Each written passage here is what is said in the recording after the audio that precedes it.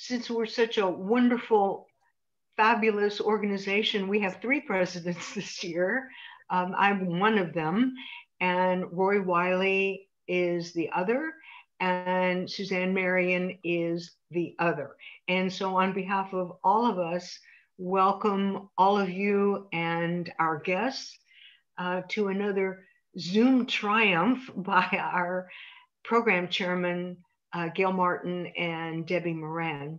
I'm thrilled that they've invited 2 distinguished educators today and choral conductors, Gary Patterson and Patricia Bonner, to speak to us.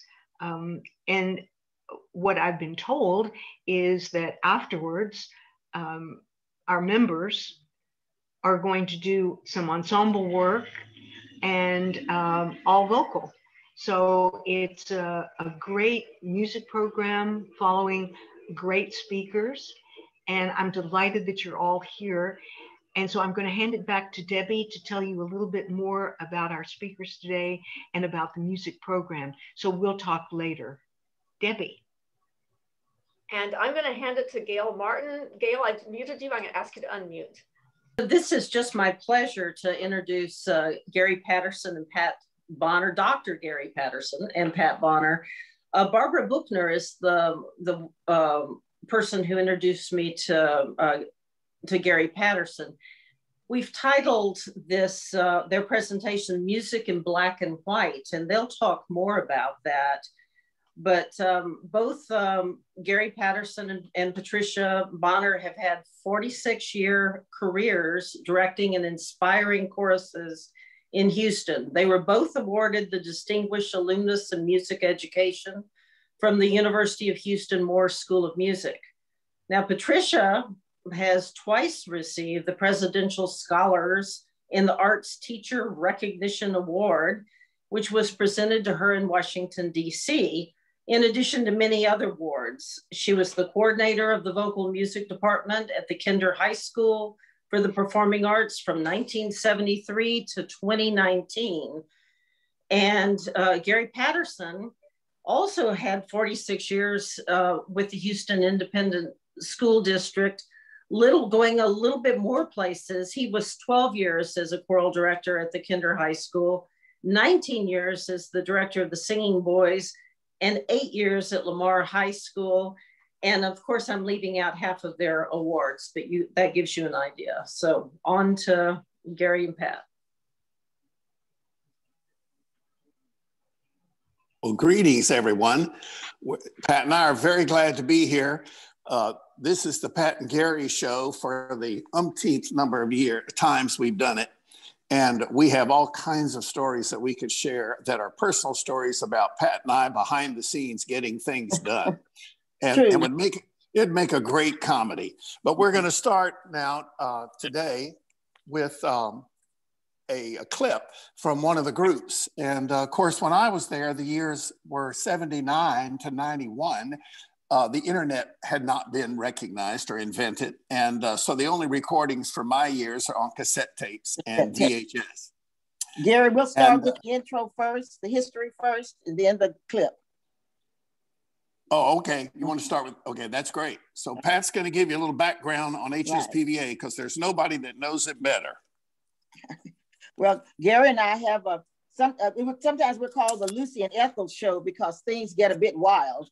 But very quickly, I think those of you who are familiar with HSPVA, you know it exists and you know that it has a very, very fine performing and visual arts program. The school got started in 1971 with Ruth Denny wanting to start a school for the arts, but also she focused on getting students in. If they weren't athletes, you know, they weren't sometimes too popular at their schools, but these were students who possibly might drop out, maybe not, but at least there was some way that they could showcase their talent. So that was her idea. And I think finally, after going to the district so many times about wanting to do this, in order to shut her up, they let her have the HISD building that used to be Temple Beth Israel. And then when they moved to Braeswood, HISD bought the property and it was available. And so they gave it to Ruth Denny to begin a school for the performing arts. This was in 1971. And at that time, HISD and most of the state of Texas still had 10 through 12th grade in high school. By the time we got to we did the groundbreaking, and I think it was 1978 for the campus on Stanford Street. Between the time we did the groundbreaking for grades 10 through 12 and going into that building on Stanford Street in the January of 1981, we had already picked up a 9th grade class, because by that time, practically the entire state of Texas had gone to the middle school process. So that's how we get the division there, 10th to 12th grade, and then finally beginning in the fall of 1980, having the 9th grade added to the curriculum. The students were coming from all over the city, and the thing that Ruth had envisioned was having these people come and just participate in the arts. And we had music, and she had vocal and instrumental, but a big instrumental program. She had the visual arts, and she had theater, and she also had at that time what was called media. And then the media, eventually it was changed, and we'd come through with creative writing. But the media had to do a lot with television and with those big cameras and with those big recording things, everything that's really like dinosaurs now that was used. But it was a really good media program who did a lot of productions for the school. At those first couple of years, I'm not sure how they auditioned the students to get them in, but the vocal program was going to be a part-time program. Gary wasn't able to do it, and Jean Galloway, with whom I had done my student teaching, came in. She had been out on surgery. She came in to start the vocal program as a part-time program there, and they had some kind of way of auditioning the students, but nothing had been set up because there was no precedence for it. As we progress through the years, audition process was set up in all of the various art areas. And we found it, I'm going to talk specifically now just about the vocal department, since that's what you will be listening to today. We found that we had such a mix of students to come from all over the greater Houston area, which was part of Ruth Denny's process. She wanted students from the greater Houston area. They were trying to get all of the schools integrated as per law. And this was a way to integrate the schools without having to have anything mandated. So students were coming from all over the greater Houston area by bus, walking, car, whichever way they can get there. There were very, very few school buses for them. So with the vocal department, we found we had students who came to us who had maybe piano backgrounds or another instrumental background, or who sang in an organized choir at their middle school. And then we had other students who came to us who did not have any of those backgrounds except being in their church choirs. Most of those tended to be our Black students who came in with background in the church choirs, because many of them attended schools where there was not a strong functioning choir program, or they were not in a position where they could take private lessons. So they came to us with the background of a church choir and with very, very well-developed ears. And what we were able to do is to take students where they were. Many of them had not been exposed to printed music. They were able to do things by ear, and we could check their ears and do that. As we listened to them and interviewed them, we tried to determine, will HSPVA be a good fit for this student? And we could tell sometimes by their enthusiasm. We could tell by how they prepared for their audition. We could tell how their ears had developed. And we could also tell if there was potential there. And it's difficult, with 10th graders, especially with young boys, to know exactly what's there. And sometimes the same thing with young girls. But we listened for potential, and is this going to be a best fit for this student to be able to come here?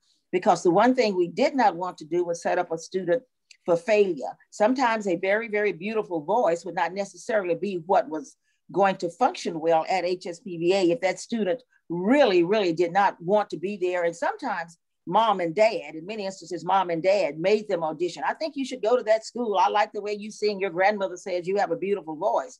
And sometimes students would audition, and it really wasn't for them, because they would want to go to their zone high schools. At that time, the schools were zoned. They'd want to go to their zone high schools with their friends.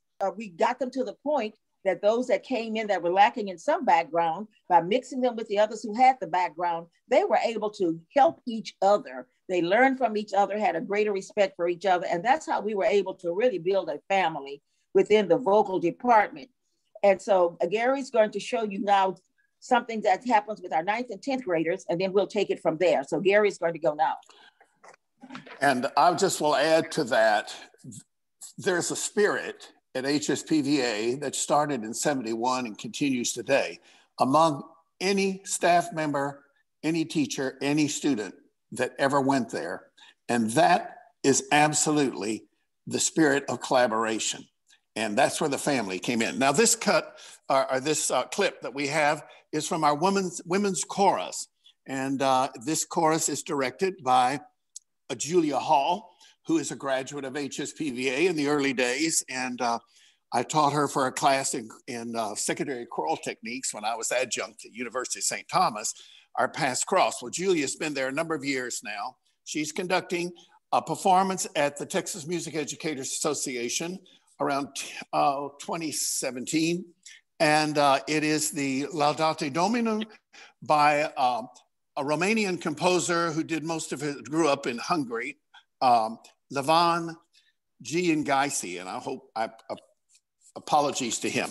So here we are with the Laudate Domino. Notice the population.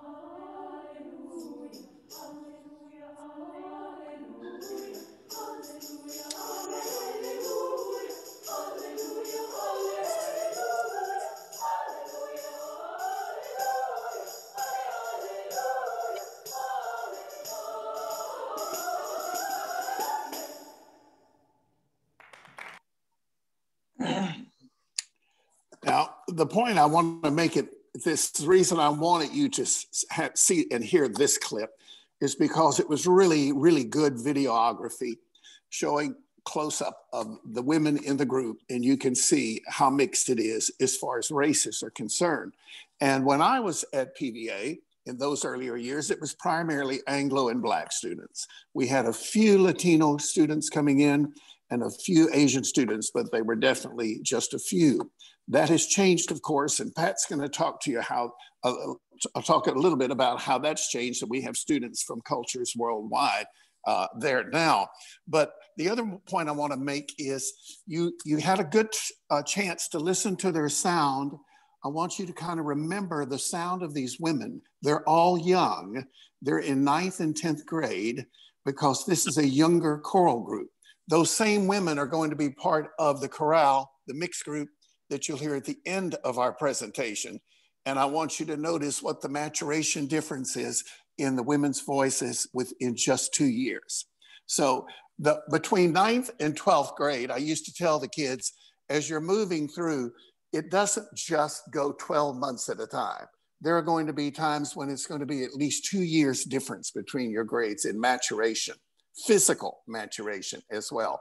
And so by the time you get to be a senior, you are just maybe 4 or 5 years, maybe even 6 years older in some ways than you were when you came in 9th grade. So for those of us that worked in dance, those of us that worked in vocal music, that was a very important concept to understand, because it wasn't that obvious with instrumental and theater and so forth in media, but it certainly was in those 2 areas. So now Pat is going to talk a little bit more about how we bring these students from various, with gaps all over the place, from various parts, from being highly developed in one area and not one area and not in another, and how we brought them together, because she alluded to that in the beginning. I used to tell the chorale, when I was in chorale, it's always been 49% one race and 51 the other, and the next year it would flip. We never count it really, because the kids got into those upper groups by the re-audition and where we felt they would fit. So, but the point I'd make, I would say at the beginning of every year, there are many of you in here that read music quite well, you sight read well. There are many of you that are weaker there. There are many of you that have an ear that when you hear it one time, you don't ever forget it. You don't get it wrong. You do the same thing rhythmically. Now those are strengths, and we all have weaknesses. So when we pull those together as an ensemble, you just grow just exponentially. So we had those that had to work on those various areas. We had academics for that. And Pat, you were going to talk a little about that. Yes, we brought them in at the different levels, but the thing was, we had to have a goal of everybody had to eventually get into the same place. Unfortunately, because HISD over the years, because of all the state testing and so many other interruptions, I tend to call them, there were a number of, most of the middle schools just did not have strong choral programs. So even if a student happened to be in a choral program, it might be a teacher who was not as strong. And so we would ask the students, well, now in your choir, when it's time to learn a piece of music, how do you learn it? Well, our teacher plays it for us on the piano, and then we sing it back. So of course that explained why they had good ears, but that did absolutely nothing for their reading ability. So we said, of course, darling, that won't work. What we're going to do is teach you to read music. We could not just take them and say, well, that's all right. We'll let you hear this several times like you're used to, and then you can join in with the rest of the group. It was our responsibility to bring them up to a level where they felt good about themselves as musicians. And so they would come in and not just come in to sing, they would come in to learn the music academics, which would be the music theory, the ear training, the sight singing class, as well as the music history at some point. And by exposing them to that, they began to see the importance of what was on the printed page. Many of those students had never really seen any printed music, maybe other than a hymn book. And so we did have to start students early, but they were so interested in wanting to catch up with the others that we found it really rewarding to be able to say, we know our program is working, because we could see how those who were a bit behind or didn't have the background are catching up with the others. And the main thing is, it's as Gary said, it's those who had extra strengths and those who did have some weaknesses, and we pull those weaknesses up, but those with the extra strength were also helping to do that. So we would put them in the same classes. There would be the 9th and 10th graders. Once we got to 9th grade, there would be the 9th and 10th graders doing certain classes together, as it is now, and then the 11th and 12th graders doing certain classes together. But the only way that would work is by bringing up those that needed to have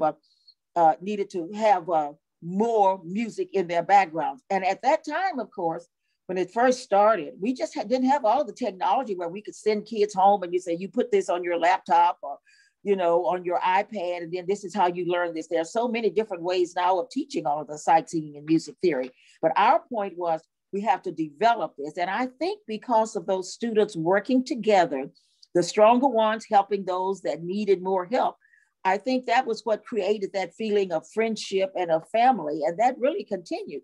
And the main thing is that with all of them working together, and the students who felt at first, maybe I don't have as much background as the person sitting next to me, but the person sitting next to me is not looking down on me, that person is helping me. The one thing that we were very, very glad about was that developed pride.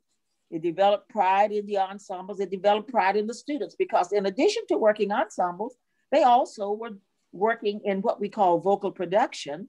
And so they would get not private lessons, but class voice.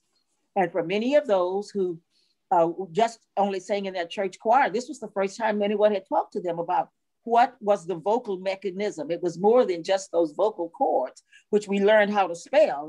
Vocal cords does not have an H in it, which we had to find that. But we had to teach them about the vocal mechanism. So with this vocal production and all of the music academics, that got everybody on the same level. And it did not matter about your race, your ethnicity, or anything else, you would get to that level. And then very quickly, we found out, you know, as Gary said, we had our Black students, we had our white students. Those are the ones who would always be involved in choir. And gradually we started getting more and more Hispanics. Many of them had been in Pentecostal churches where they had learned things by ear. But gradually we got a lot of more Hispanic students because they were getting into their choirs in middle school.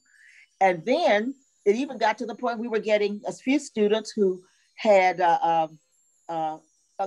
come from India, for instance. We had a number of students who had come from India. A lot of them went into the piano program, but we had a number of students who did come from India.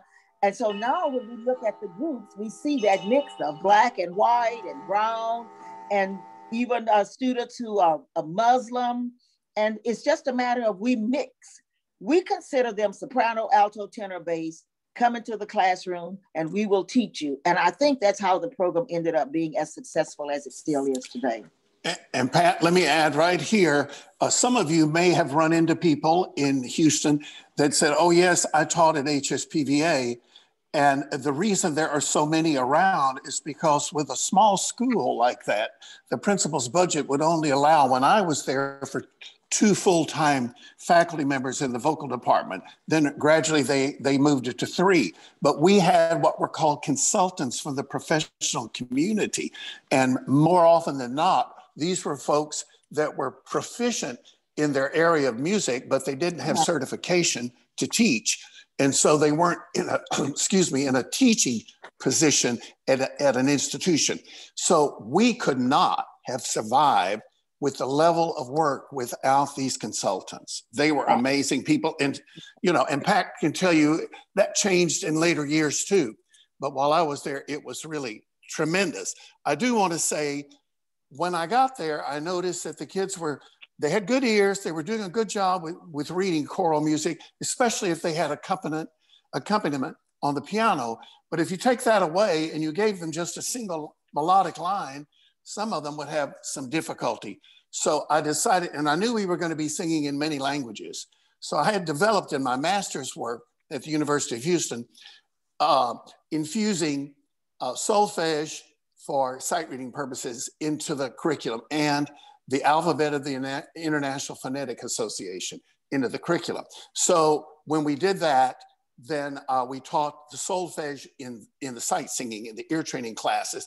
Our vocal production, folks that would come in, the consultants, those voice teachers, they were familiar with the alphabet of the IPA, so they would use that. So we used that in choral rehearsals. Everything we did in these extra academic classes they took were always brought to relevance in the choral ensembles. So it really made it work faster. And to tell you the level of achievement of these kids, when we would go to UIL, I would tell in a comprehensive high school, I would instruct in the sight reading room, just quickly give you an example, things to watch for. Now they knew solfege, but I had to point out where it was going to the relative minor, and that you want to watch this because you're going to get a fee, you're going to get a C, the raised scale degrees, and then they would be able to do it. At PVA, with their theory background, with their all of these things coming together, I could get them in there, break them up into their groups, have a leader for each section. They always had X number of minutes to talk about it. They would go through each of their sections, point that out. It was amazing. So at PVA, if you just take the lid off the student, just remove it, they will just surprise and just shoot to all kinds of levels. Now, Pat, you're going to go ahead a little bit more with the curriculum, or? Right. And with the curriculum, keep in mind, these students were here, but when the curriculum was set up, in order not to have physical education, now remember at the very beginning, there were no place for physical education, but it was required by the state. And so it was set up so that Ruth Dennis had to tell them that every student who came would be in their art area 3 hours a day. And then they would have their academics, because these students were going to be graduating from high school and they had to meet all of the requirements by the state and by the district. So we had all of the academics were offered, as well as being in your art area for 3 hours a day. And that was one of the ways we were able to accomplish so much, having these students in for longer periods of time rather than just one class period as you would have in the comprehensive high school. And that really made a difference, and it should have made a difference, because if a student was going to come all the way across town, and we had some of our students who really qualified for free and reduced lunch, and they were riding the bus early in the morning coming to school, and if they were going to come across town in school, they needed to have something more than 1 hour of a fine arts. And so we presented all of these various classes to them, and they took to them. So many of them had not been introduced to that. They took to those classes, and that was one of the reasons that those who came with little background were able to develop their background more quickly than had they been at a comprehensive high school, because they were being hit with it every day. And then they also knew, this was at this time too, they had instituted, those of you, if you've never taught, you might not know what I'm talking about when I say House Bill, what was the House Bill 72 or 92 or whatever the heck it was called. It was a mess. But it was this no pass, no play. And so you might have heard it like that. And so these students knew that if I don't pass my academic classes, I won't be able to participate, because at that time they were considering anything that we did off campus as extracurricular, which it was. And so they knew that in order to carry their weight in any ensemble, or to be able to do something as a soloist, if you get to solo an ensemble, they had to pass their academics. So we were able to stress that for them. We didn't have to take them apart ethnically. This was just something, I have to be honest with you, Gary and I think this is the first time we talked about what race there was, anything like that. We just got the kids in and loved them and taught them, and that was it. That was the whole process. And they have such a wonderful opportunity to be able to be exposed to so much more. Many of these kids had really not been out of their neighborhoods. A lot of our students had not been out of their neighborhoods. They had gone to their zone schools, and their churches were right there in the area, and they had not been exposed sometimes to each other. So getting all of these groups together was a plus for them. It was a plus for HISD, and it certainly was a plus for HSPVA. And I think it made us better teachers, because we saw what the end product could be just by letting these students work together, by not excusing them. Well, you don't have to do this because you did not have as much background. We didn't excuse anybody. We said, you don't have as much background, but we're going to help you so that you are a contributing member of this department. And we really got to the place that they loved each other. They kept up with each other. At the end of the year, we would have what we would call re-audition. That was a requirement for the whole school. You had to re-audition to hold your place for the next year. And we were generally 99% okay with students re-auditioning. But as they moved from 9th and 10th grade, going into 11th and 12th, we would have the smaller ensembles. And so we had to audition students for that. And then we would interview them and ask them, how do you think you progress this year? What do you think your strengths are? How do you think you can do better next year? What are your goals for next year? So we would keep up with them through the year. It just wasn't a school year. At the end of the year, goodbye, we see you in August. It was always, what can we do to help you? How can you help yourself? What do you think that you have accomplished? And then they would have music that they would audition on. And from that, they would be selected, not based on any kind of race or anything else. It's, we need these sopranos, these altos, these tenors, these basses. You audition and we select those that we feel will work in the small ensembles.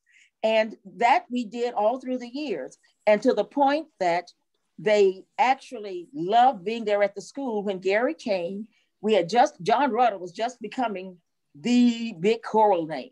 And so Gary introduced a piece called Gaelic Blessing, which was to be performed at commencement. And that was performed at commencement with the chorale, which would have been our 11th and 12th grade students singing it. In the first time in 1981, I believe it was, Gary, the first time that it was presented. And ever since then, up until 2019, you know, COVID was 2020, so there were no big graduations. At the end of every commencement, alums come back for that commencement. And at the end, they're invited to come to the stage with the current chorale, which would be 11th and 12th graders, and sing Gaelic Blessing. And we would have these students who graduated in 1985, 87. Many of them were teaching. Some of them had come in for the Memorial Day weekend, if it was close to that. But we would fill the stage with the current students and with the students who had come just to sing Gaelic Blessing, because they felt that much relationship with HSPVA, with the chorale, with their teachers, and with each other. And it would be like a mini reunion every year there on the stage. And it had absolutely nothing to do with ethnicity. It had to do with the love of music. And that was the thing that I think made it most successful. Okay, Gary. Well, I'm going to also comment on that camaraderie among the kids. It's one thing for the faculty and staff to love every child that you admit and take them where they need to go, but it's something else for the students themselves to get along. And so some of our Anglo students were coming from just fairly completely white school settings, and vice versa. Our Black students coming from traditionally Black high schools or middle schools. And so we never, I want to go on record, and Pat can do this, say this for 48 years, and I can say it for 12, never did we ever have any kind of personal conflict that we were aware of between students because of race issues. And the reason, I think, is that we didn't preach anything about that. We were focused strictly on your achievement and the reason you're in this school and in this department. And the kids took that on as a yoke, and they understood that. But they became friends. They accepted the similarities and the differences. And of course, as we all know, we're way more similar than we ever are different. And so that was a beauty part of this spirit I was alluding to earlier, that once you're a part of HSPVA, you're never not a part of it. And excuse me for saying HS, because that's what, but now for the last several years, it's been kinder, and it's it's been a very important addition, because $7 million for the new school came from the Kinder Foundation. So I'm not doing it, it's just the old mind, the old habit, but it is Kinder HSPVA. I would like to introduce this last cut, because I told you I wanted you to see, hear the growth in the women's voices alone. Now, the boys' voices, we had a little different situation, because when a 9th grader comes in, if they're having a slow maturation process, by the time they're 10th grader, they're not necessarily going to be a tenor or a baritone. They could be somewhere in between. And I would have boys from the Singing Boys of Houston that rehearsed at HSPVA every Tuesday after school in the early evening. So that became a second home to them. So it was no surprise that a large number each year wanted to audition when they were in 8th grade. But those boys often, their voices were slower to change. And so I would have them, we have a young man who's an opera singer today. His name is Jorge Garza. And Jorge came in with between soprano, alto, and maybe some high tenor. And he was not only shifting from piece to piece, but he was shifting voice parts within a choral piece, and could just hock it back and forth. Well, I also had another young man who teaches, has a voice studio in New York City, and called Vocal Power. And Derek Rosenblatt came in, and he actually sang. I rehearsed him and had him for a group with Bev Henson's professional singers in Houston when they were doing the Chichester Psalms, and he did the boy alto solo in that second movement. Just gorgeous, beautiful. But he would come with tears in his eyes, asking me when his voice was going to change. And I'd say, Derek, that's just Mother Nature. It takes time, but we're going to take care of your voice, and we're not going to force it one way or the other. So here we have some, I think, very creative programming from one of the present conductors. His name is Shannon Carter. Carter, thank you. Shannon Carter. And this was at the performance for the Southwestern Division of the American Choral Directors in Oklahoma City in 2018. And he chose, for part of the program, to have two settings of the same text. And that's the Circa Mea Pectora, which is in the Carmina Burana, Carl Orff said it as the 18th movement of that. And then he had a living composer by the name of Mark Burroughs, who is in Fort Worth, Texas. And he did that same setting for a choral setting. And so he put these two together on the performance. So you'll enjoy those aspects, two different compositions on the same text. And as you know, this is a very mature text. This young man is really, it's not just a love song, but he's definitely romantically and physically wants to be involved with the young woman. And so it's, when I used to prepare the singing boys, we did this umpteen times with the symphony and other organizations, they would always want to know what it meant. And boy, you don't think that puts you on the spot sometime to be able to explain text like this. And you know their mom and dads would get all the information, and probably most of it incorrectly skewed at a later time. But anyway, here we are with Circa Mea Pectora. With Same girls. Okay, Debbie, take it away. Circa mea pectora, multa sunt suspiria, ne tua pulcritudine quevelet misere, multa sunt suspiria.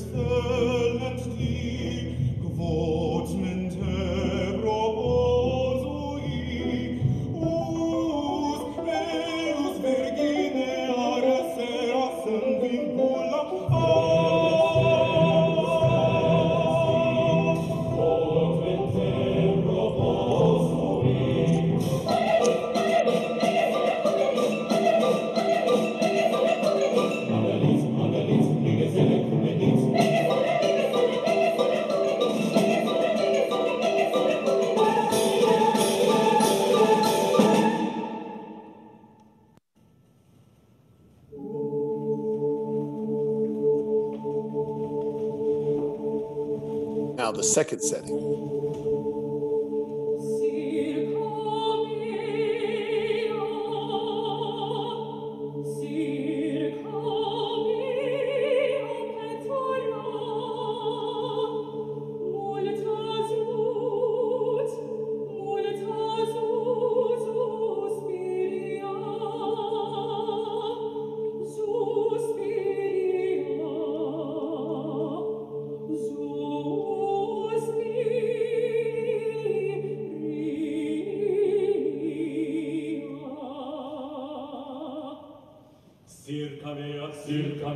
Circa mea pectora, multa sunt suspiria. Circa mea pectora, multa sunt suspiria. Circa mea pectora, multa sunt suspiria. Circa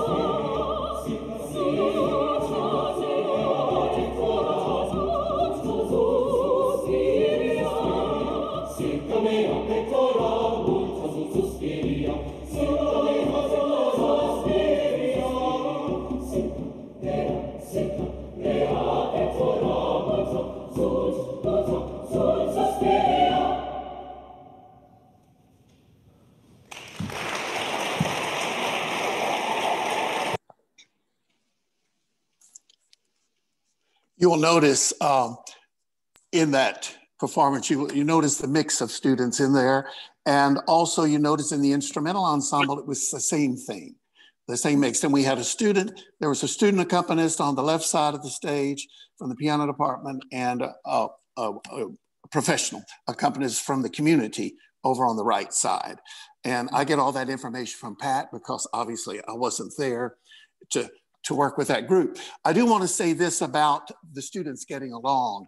There was also this understanding that if Miss Bonner and Dr. Patterson accepted you, it was Mr. Patterson at that time, into the vocal department, then you were crowned. I mean, you were deemed as competent as anyone else that was allowed into that department.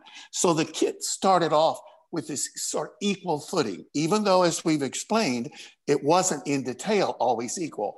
But you know what? I would notice from observing the students in the school as a whole, when there was a student either auditioning for a solo or auditioning for a part in theater or whatever, and they were having a bit of trouble with that, and they would not necessarily be selected for that by the staff that was auditioning, those students had utmost respect, the other students, for them because they knew what the growth had been and where those kids came from. So the respect they had for each other was based upon how hard kids worked in their art area.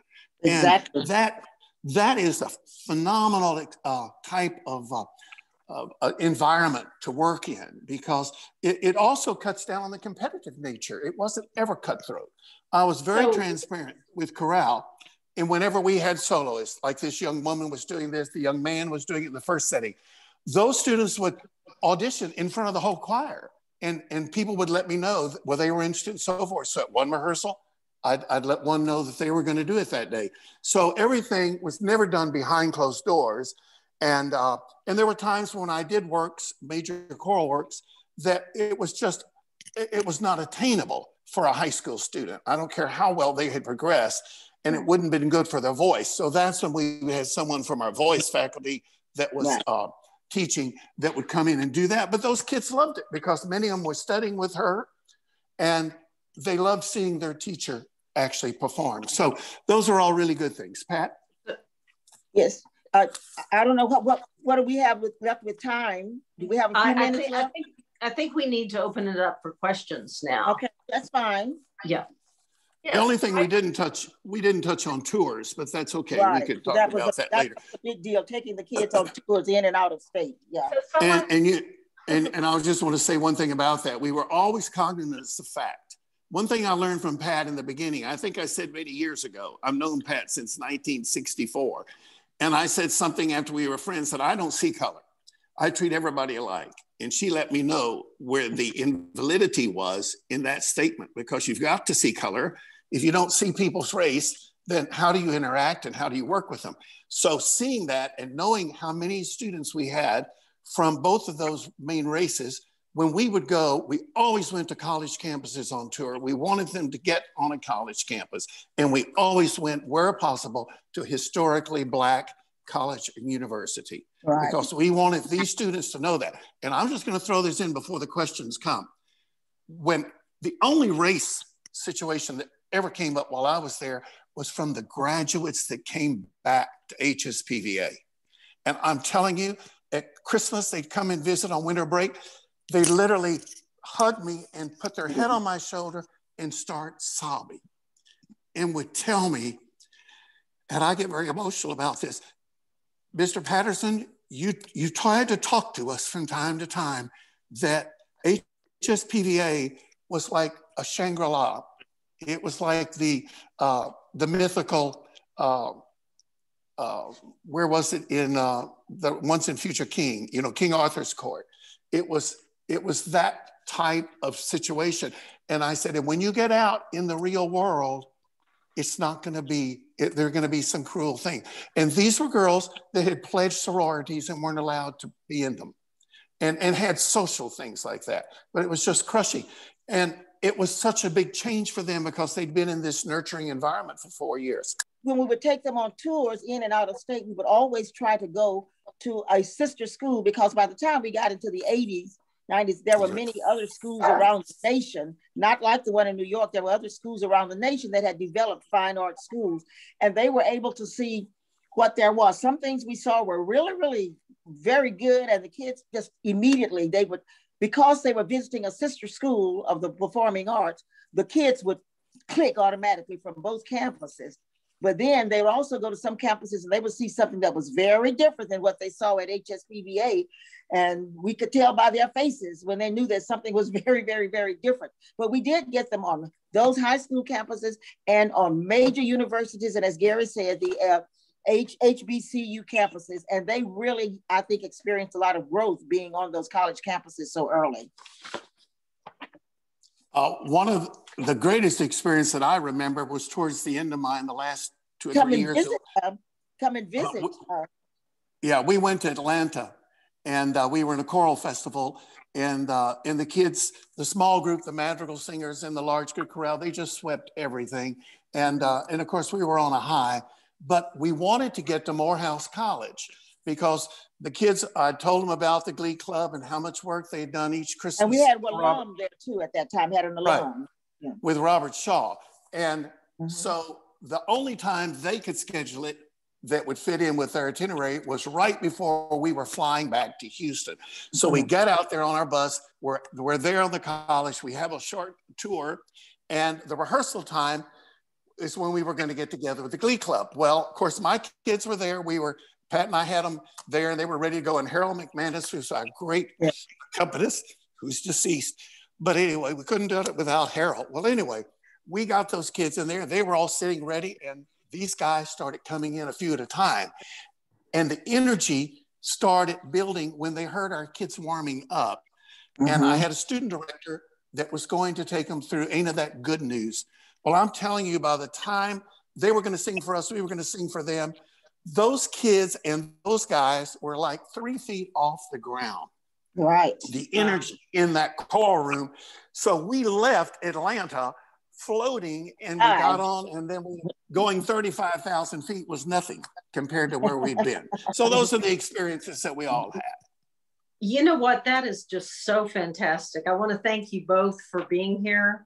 It is so inspiring to hear these stories. It's amazing. And I hate to cut it short, but we do have a 30-minute program coming up, and it's gonna be done live by singers from our club. And I got the honor of hearing them rehearse a little bit yesterday in person. I almost cried because I was hearing music in person for the first time for a year. So I want to introduce Alicia Chew, who is she's a wonderful soprano, and she's the director of our Houston Tuesday Musical Club chorus. Kelli Estes, who's a soprano, and she happens to also direct Lone Star Lyric. And what's really interesting is that they both know Pat Bonner, and I believe they've sung in chorus with them. We have a guest, LeeAnn Bodum, who is mezzo soprano, and I think also a member of our chorus, and Cynthia Blackwell, who accompanies our chorus and also sings. So they're going to put on a show that ranges from the Renaissance to the cabaret, with selections along the way that include Bach, Mozart, and Fauré. So hit it. Hello, everyone. Yes, my name is Alicia Chew. I'm the director of the Houston Tuesday Musical Club Chorus, and we have been busy during COVID. We have not stopped rehearsing. We have found a way to rehearse through Zoom, as we are here performing through Zoom. And we wanted to do a couple of pieces for you that we have been working on. Our first piece is a polyphonic piece called There Is No Rose. And then the second piece that we are delighted to do is called Hava Nashira, which basically is saying, let's sing. So here we go. There is no rose.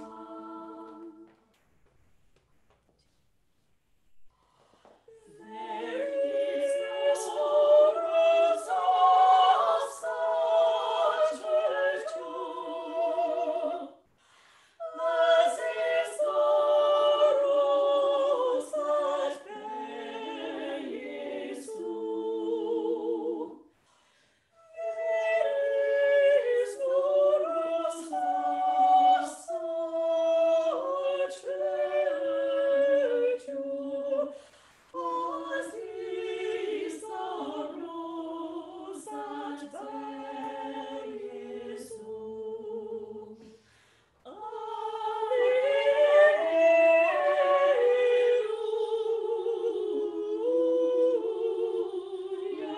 Jesu.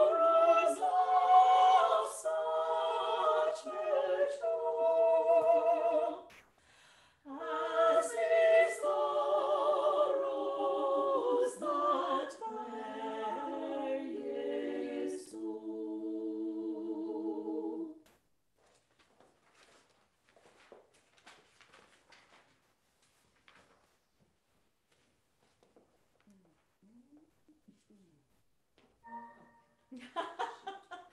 Wrong piano stop.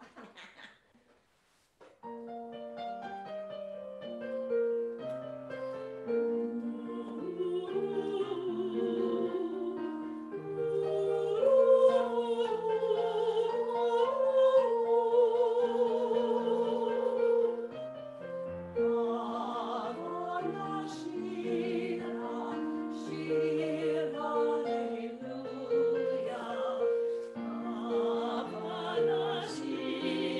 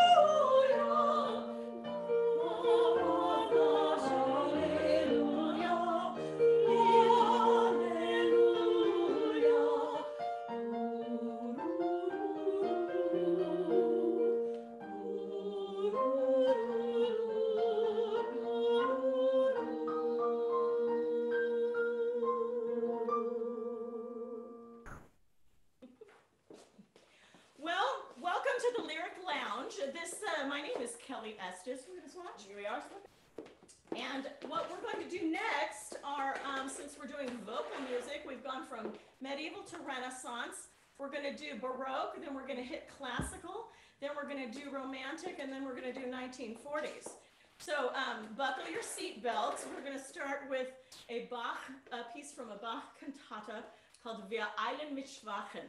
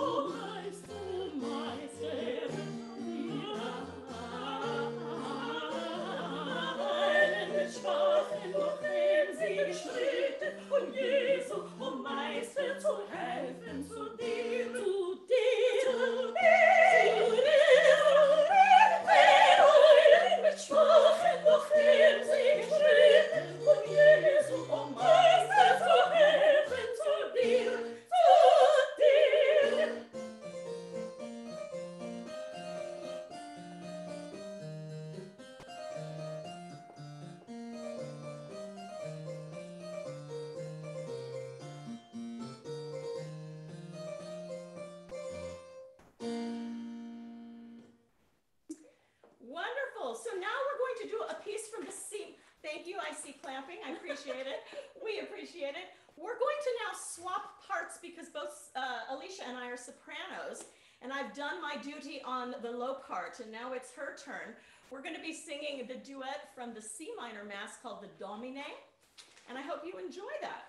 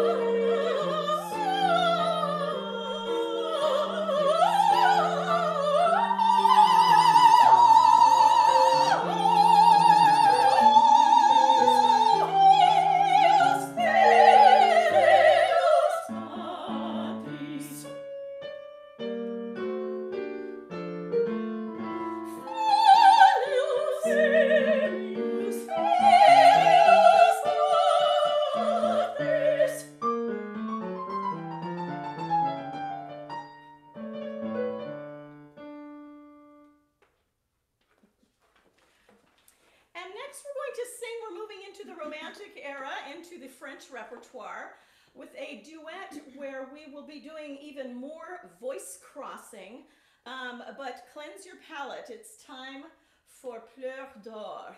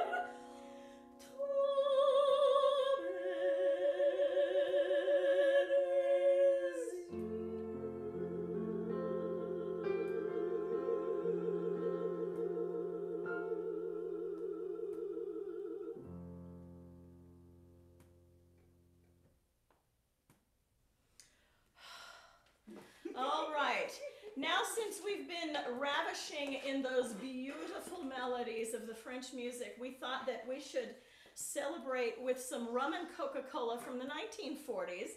We're going to bring up our percussion department. LeeAnn will be playing the clave, and she's going to be singing with us. As well, our multi-talented band over here, Cynthia, is going to join us on the vocals as well. So does she have room? Mm-hmm. Yeah. With Sharon.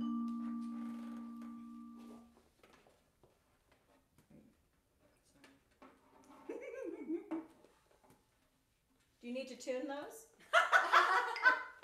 There we go. Tune. Here we go.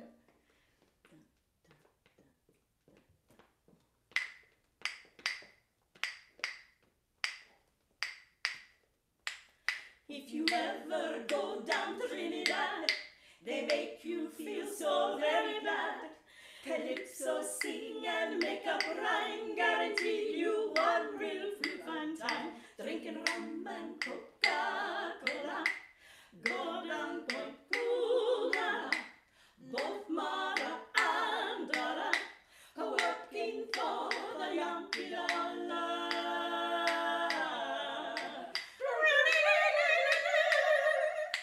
Since the Yankee come to Trinidad, they got the young girls are going mad.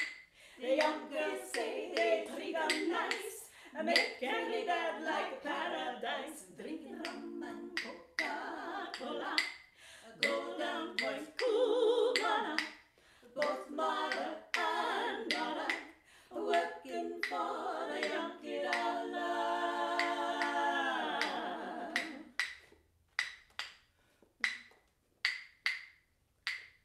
From Cachacacaret to Monosile, the native girls all dance and smile.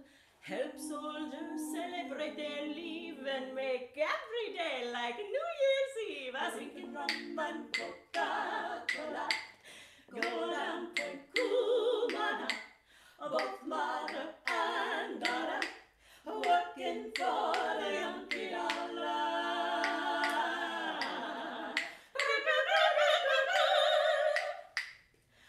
Rum and Coca-Cola, rum and Coca-Cola, rum and Coca-Cola, working for the Yankee dollar.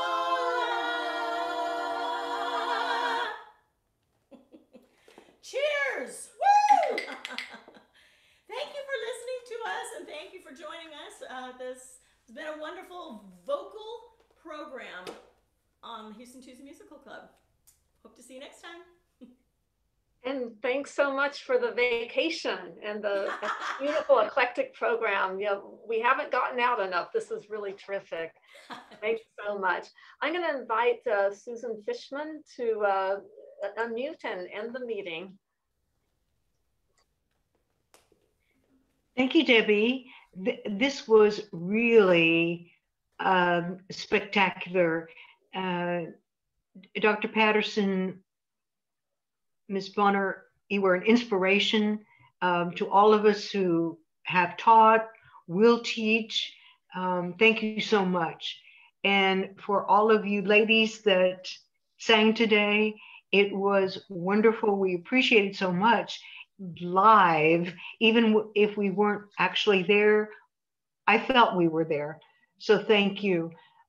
Just a reminder that not only is Debbie recording this program, but all of our programs for the season are now on our YouTube channel. So if you missed any of them, you can go on to Houston Tuesday Musical Club YouTube channel and retrieve them, revisit them, whatever you would like to do. Debbie's doing a fabulous job editing them. To all of our guests, thank you so much for being here. If you would like to join Houston Tuesday Musical Club, you may go to our website, HoustonTuesdayMusicalClub.org. We appreciate your support and we appreciate you being here. And to all of our members, thank you again for supporting the Zoom meetings. It's been different. It's been fabulous. And we have Gail and Debbie to thank.